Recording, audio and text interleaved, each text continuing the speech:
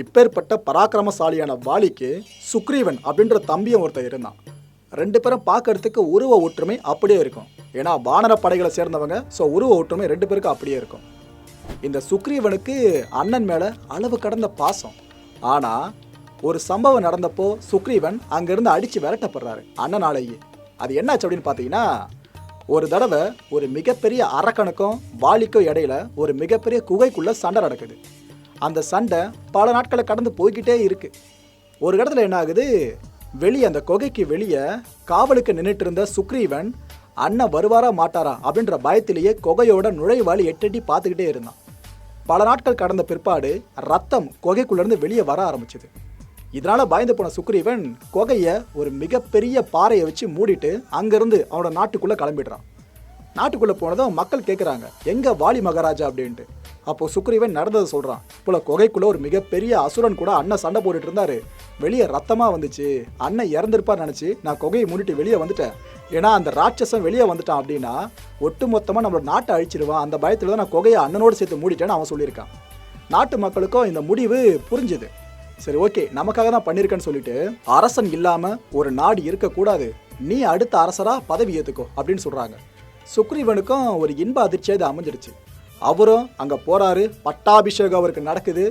அடுத்த ராஜாவா, வாலிக்கு அடுத்த ராஜாவா சுக்ரீவன் அங்கே முழங்கப்படுறாரு. இப்படியே ஒரு சில நாட்கள் கடந்து போயிட்டு இருக்கு. திடீர்னு ஒரு நாள் அந்த சண்டை நடந்துட்டு இருந்த குகையோட நுழைவாயில இருந்த பாறை வெடிச்சு செதறுது. இதுக்கு காரணம் வாலி தான். அவர் தான் அந்த பாறையை நொறுக்கிட்டு வெளியே வராரு, அந்த அசுரனை காலி பண்ணிட்டு. வெளியே வந்த வாலி சுத்தி முத்தி பாக்குறாரு, அங்க சுக்ரீவனை காணோம். இதனால திகைப்புக்குள்ளான வாலி நாட்டுக்குள்ள போறாரு. போய் பார்த்தா எல்லாரும் புது ராஜாவை தூக்கி வச்சு கொண்டாடிக்கிட்டு இருக்காங்க. யாரு? சுக்ரீவன், வாலியோட தம்பிய. இதை பார்த்த வாலிக்கு கடுஞ்சினம் ஏற்படுது. என் கூடவே இருந்து எனக்கே துரோகம் பண்ணிட்டியா அப்படின்னு சுக்ரீவனை பார்த்து நேருக்கு நேராக கேட்குறாரு. அப்போ சுக்ரீவன் நடந்த விஷயத்தை எவ்வளவோ சொல்ல முற்படுறாரு. ஆனால் வாலி ஏற்றுக்கிற மாதிரி இல்லை. நீ என்ன சொன்னாலும் சரி, நீ எனக்கு துரோகம் பண்ணியிருக்க. நான் உன்னை எந்த அளவு பார்த்துக்கிட்டு இருந்தேன். ஆனால் இந்த அண்ணனுக்கு நீ இந்த வேலையை பண்ணலாமான்னு போட்டு அடியோ அடின்னு அடிச்சு அவரோட சொத்து முதற்கொண்டு, வீடு முதற்கொண்டு, அவரோட மனைவி முதற்கொண்டு எல்லாத்தையும் அபகரிச்சுட்டு நாட்டை விட்டு சுக்ரீவனை வெளியே துரத்திடுறாரு வாலி. இதனால வாலியை எப்படியாவது பழி வாங்கியே தீரணும், தன்னோட மனைவியை மீட்கணும் அப்படின்னு கங்கணம் கட்டிட்டு அலைய ஆரம்பிக்கிறாரு சுக்ரீவன். சுக்ரீவனோட உயிருக்குயிரான நண்பராகவும் அவரோட அரசாட்சியின் கீழான அமைச்சரவையில அமைச்சர் பதவியில இருந்தவர் தான் ஹனுமன். ஹனுமனும் சுக்ரீவனோடவே சேர்ந்து அவரும் வெளியே வராரு. நண்பனுக்கு உதவியா கூட நிற்கிறாரு. இதுக்கு நடுவில் ராமனும் லட்சுமணனும் கையில வில்லை ஏந்திக்கிட்டு இந்த கிஷ்கிந்தியை நோக்கி அப்படியே வந்துகிட்டே இருக்காங்க. இதை தூரத்துல இருந்து சுக்ரீவன் பார்த்துடுறான். பார்த்துட்டு ஹனுமனை கூப்பிட்டு சொல்றான், என் அண்ணன் என்னை அடிச்சு துவைச்சது மட்டும் இல்லாம என்னை கொல்றதுக்காக 2 பேர் கையில வில்லம்ப கொடுத்து வேற அமைச்சிருக்கான். போய் அவங்க யார் என்னன்னு விசாரிச்சுட்டு வா அப்படின்னு ஹனுமனை அனுப்பி விடுறாரு. ஹனுமன் அப்பதான் முறையா ராமனை பார்க்கறாரு நேரில். அப்ப ஹனுமன் ராமர் லட்சுமணன் கிட்ட, நீங்க யாரு, எதுக்கு இங்க வந்திருக்கீங்க அப்படின்னு கேள்விகளை கேட்க, அப்ப ராமன் நடந்த எல்லா விஷயங்களையும் சொல்றாரு. இது போல சீதையை ராவண கடத்திட்டு போயிட்டான், அவனை நாங்கள் மீட்கணும், இதுக்கு எங்களுக்கு உதவிலாம் தேவைப்படுது, இதனால தான் நாங்கள் உதவிகளை திரட்டி சீதையை மீட்கிறதுக்காக போய்கிட்டு இருக்கோம் அப்படின்னு சொல்றாரு. ஹனுமனுக்கும் இந்த விஷயம் கரெக்டான விஷயமா அமைஞ்சிருச்சு. ஏன்னா ராவணனும் வாலியும் ரொம்ப நெருங்கிய நண்பர்கள்னு ஹனுமனுக்கு தெரியும். ராவணன் எப்பேற்பட்ட பராக்கிரமசாலி அதுவும் ஹனுமனுக்கு தெரியும். இதனால தான் ராமன் லட்சுமணனை தன்னோட அணியில சேர்த்துக்கலான்னு ஹனுமன் முடிவு பண்றாரு. இவங்க 2 பேரையும் சுக்ரீவன் கிட்டேயும் கூட்டு போறாரு. சுக்ரீவன் இந்த 3 பேரையும் ஒரு சேர பாக்குறாரு. யாரு? ராமன், லட்சுமணன், ஹனுமன். இவங்க 3 பேரும் தன்னை நோக்கி வரதை பார்த்துட்டு அவர் திகைச்சு போறாரு. இவங்க 2 பேரும் தன்னை கொல்ல வரதான் நினைச்சிட்டு இருந்தோம். ஹனுமனை அவங்கள கூட்டுறதுக்கு அமைச்சிருந்தோம். ஆனா ஹனுமன் இந்த 2 பேரும் என்கிட்ட கூட்டு வரான்னு சொல்லிட்டு அவர் பயந்து பார்த்துட்டு இருக்காரு. அப்பதான் நடந்த விஷயங்கள் எல்லாத்தையும் ஹனுமன் சுக்ரீவன் கிட்ட சொல்றாரு. சுக்ரீவனும் கலங்க ஆரம்பிக்கிறாரு. அப்ப ராமனை தன்னோட அணியில சேர்த்துக்கலான்னு சுக்ரீவனும் முடிவு பண்றாரு. ராமனை எப்படியாவது இந்த வழிக்கு வர வைக்கணும்னு சொல்லிட்டு சுக்ரீவன் ஒரு தந்திரத்தை கையாண்டாரு. அதாவது அந்த குகைக்குள்ள நடந்த விஷயங்கள் எல்லாத்தையும் மறைச்சிட்டு, இதே போல தன்னோட மனைவிய வாலி அபகரிச்சிட்டான் அப்படின்ற விஷயத்த மட்டும் அழுத்தி ராமன் கிட்ட சொல்லிக்கிட்டே இருக்காரு. ஏன்னா ராமரும் மனைவியை பிரிஞ்ச சோகத்துல சுத்திக்கிட்டு இருக்காரு. அப்படின்னு இருக்கப்ப அவருக்கு உள்ளார்ந்த வலி ஒன்று இருக்குல்ல, அந்த வலியை தனக்கு சாதகமா பயன்படுத்திக்கிட்டான் சுக்ரீவன். ராமனும் அதுக்கு ஏத்த மாதிரியே, உன்னோட கஷ்டம் எனக்கு புரியுது, கிட்டத்தட்ட என்னோட இனம் தான் நீயும், நான் உனக்கு உதவி பண்றேன்னு அவர் வாக்கு கொடுத்துட்டார். இதுக்கு பிற்பாடு சுக்ரீவனுக்கு ஒரு டவுட் வருது. ஏன்னா எங்கள் அண்ணன் வாலியோட வீரத்தை உலகமே பார்த்துருக்கு, அவ்வளோ ஈஸியாக அவனை தோற்கடிக்க முடியாது. நீ பார்த்தா சாதாரண மனுஷன், நீ எப்படி அவ்வளோ பெரிய ஒரு வீரனை தோற்கடிக்க முடியும், நான் உன்னை சோதிக்கணும் அப்படின்னு ராமன் கிட்ட தன்னோட சோதனை முடிவை சொல்றாரு. ராமனும் சற்று புன்முறுகலோடு சரி நான் சோதனைக்கு தயார் அப்படின்னு சொல்றாரு.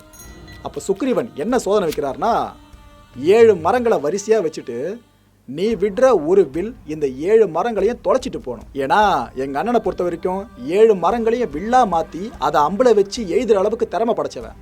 அவனை நீ தோக்கடிக்கணும், அவன் முன்னாடி போட்டி போடணும்னா அட்லீஸ்ட் இந்த 7 மரங்களில் உன்னோட வில்லால் தொலை போடு, அது போதும் அப்படின்னு சொல்கிறாரு.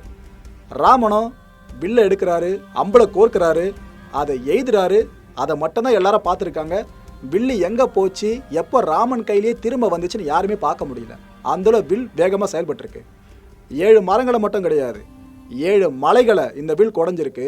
7 கடல்களையும் குடஞ்சி சுத்தி முத்தி அந்த வில் ராமனோட கைக்கே வந்திருக்கு. இதை பார்த்த சுக்ரீவனுக்கு ஆனந்தம் தாங்க முடியல. என் அண்ணனை காலி பண்ண சரியான ஆள் இவன் தான் அப்படின்னு ராமனை சூஸ் பண்றாரு சுக்ரீவன். கிஷ்கிந்தை பகுதி முழுக்கவும் ராமனை பத்தி தெரிஞ்ச ஒரே ஒரு நபர் யாருன்னு பார்த்தீங்கன்னா வாலி மட்டும்தான். வாலி தீவிரமான ராமர் பக்தர். இது போல அயோத்தியில ராமர்னு ஒருத்தர் இருக்காரு. அவரு கடவுள் அவதாரம், அவரோட திருவடிகளை நான் சரணடையணும் அப்படின்னு தினந்தோறும் பிரார்த்தனை பண்ணிட்டு இருந்தவர் தான் இந்த வாலி. அப்பேற்பட்ட வாலிக்கு எதிராக ராமனையே திரட்டி கூட்டு வராங்க ஹனுமனும் சுக்ரீவனும். வாலிக்கு இது தெரியாது.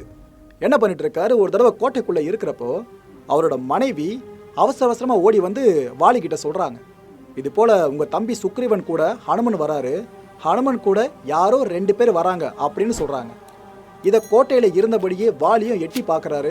தூரத்துல பார்த்தா அந்த 4 பேர் வந்துகிட்டு இருக்காங்க. அந்த 4 பேரை வாலியை கொல்றதுக்காக பிளான் பண்ணி வந்துகிட்டு இருக்காங்க. இந்த விஷயம் வாலிக்கு தெரியாது.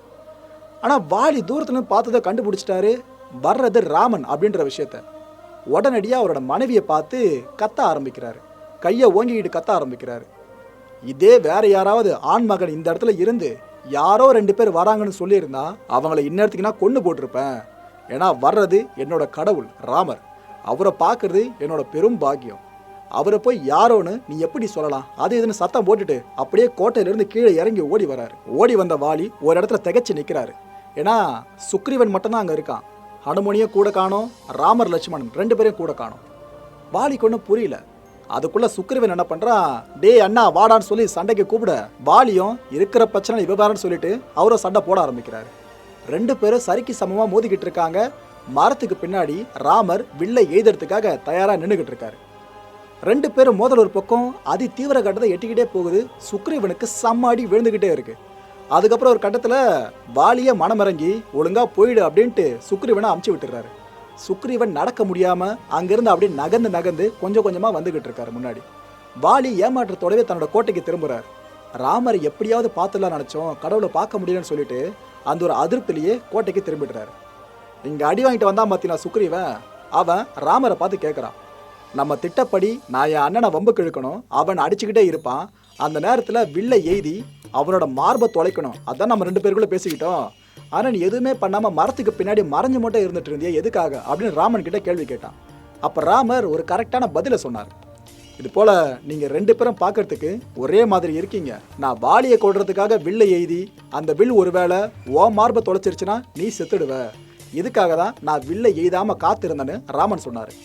இந்த ஒரு விளக்கம் சுக்ரீவனுக்கு திருப்தியை கொடுத்துருச்சு. ஆமாம் சரிதான், நான் இதை யோசிக்கலையே அப்படின்ட்டு அடுத்த நாளும் சண்டை வலிக்கிற ஒரு படலத்தை இவர் ஆரம்பிக்கலான்னு திட்டம் வகுக்கிறாரு. ஆனால் இந்த தடவை ராமர் என்ன சொல்கிறாரு, இந்த முறை நீ மாலை ஒன்றத்தை மாட்டிட்டு போ. மாலை போட்டிருக்கிறது சுக்ரீவன், உன்னதும் பண்ண மாட்டேன். மாலை போடாமல் இருக்கிறது வாலி, கண்டிப்பாக அவனை நான் கொன்னுடுவேன் அப்படின்னு ராமர் சொல்கிறாரு. இந்த திட்டத்தை கையில் வச்சுக்கிட்டு சுக்ரீவன் திரும்பவும் வாலியை சண்டைக்கு அழைக்கிறான். வாலிக்கு அப்போ சந்தோஷம் தான் பிறக்குது. ஏன்னா சுக்ரீவன் வரா அப்படின்னா கூட ராமர் கண்டிப்பாக வந்திருக்கணும், நான் இன்னைக்கு என் கடவுளை பாத்திர முடியும்னு சொல்லிட்டு அந்த ஆனந்த கழிப்பிலேயே எதிர்பார்ப்போடு கீழே இறங்கி ஓடுறான். ஆனால் திரும்பவும் ஏமாற்றம் தான் மிஞ்சுது. அங்கே சுக்ரீவன் மட்டும்தான் இருக்கான், வேற யாருமே இல்லை. இருந்தாலும் சண்டைக்கு கூப்பிட்டா இல்லையா, ஒரு வீரன் சண்டை கூப்பிட்டா சண்டை போடுதானே ஆகணும். வாலியும் தன்னோட தம்பி கூட சண்டை போட்டுக்கிட்டே இருக்காரு. அந்த நேரத்தில் எங்கேயோ இருந்து ஒரு வில் இவரோட மார்பை நோக்கி வருது. அந்த வில்ல வாலி இழுத்து பிடிச்சு நிறுத்துறாரு. இதை பார்த்த ராமனுக்கு ஒரே அதிர்ச்சி. உலகத்திலேயே என்னோட பானத்தை யாராலையுமே தடுத்து நிறுத்த முடியாது, ஆனால் வாலி எப்படி தன்னோட கையால் அதை இழுத்து பிடிச்சிருக்கான் அப்படின்னு அவர் ஒரு திகைப்பில் இருக்காரு. வாலி அந்த வில்லை பார்த்துக்கிட்டே யோசிக்கிறாரு, என்னை நோக்கி வில் எய்துற ஒரு நோக்கம் மனுஷங்களுக்கோ அசுரர்களுக்கோ கண்டிப்பாக இருக்காது, யார் இதை பண்ணியிருப்பான்னு அவர் சுற்றி முற்றி பார்க்குறாரு, யாருமே இல்லை. அதுக்கு பிறகு அந்த வில்லோட நுனியில் பார்த்தா ராமபாணம் அப்படின்னு எழுதி இருந்துச்சு. அவ்வளோதான், வாலி அங்கேயே செத்துட்டான். ஏன்னா யாரை தன்னோட கடவுளா நினச்சிக்கிட்டு இருந்தானோ அவர் எழுதின ஒரு வில்லே தன்னோட உயிரை பறிக்க போகுதா அப்படின்னு நினச்சிக்கிட்டு அவர் அந்த இடத்துல செத்துட்டார். இதுக்கப்புறம் இழுத்து பிடிச்சு நிறுத்திட்டு அந்த வில்லை வாலி ரிலீஸ் பண்ணி விடுறாரு. அந்த பானம் எங்கே தொலைக்கணுமோ அந்த இடத்த தொலைச்சி இந்த பக்கம் வெளியே சிக்கொண்டு நிற்குது. 7 மரங்கள், 7 மலைகள், 7 கடல்களை தொலைச்சிட்டு வந்த அந்த ஒரு வில்லால இவரோட உடம்ப தொலைச்சி அந்த பக்கம் வெளியே வந்துட முடியல, ரிலீஸ் ஆகி போக முடியல. ஏன்னா இவரும் சாதாரண ஆள் இல்லைல, பராக்கிரமசாலி வாலி. அதனாலே வில் இவர் உடம்புக்குள்ள சிக்குண்டு தவிக்குது. அப்படியே தரையில சாயிறாரு வாலி.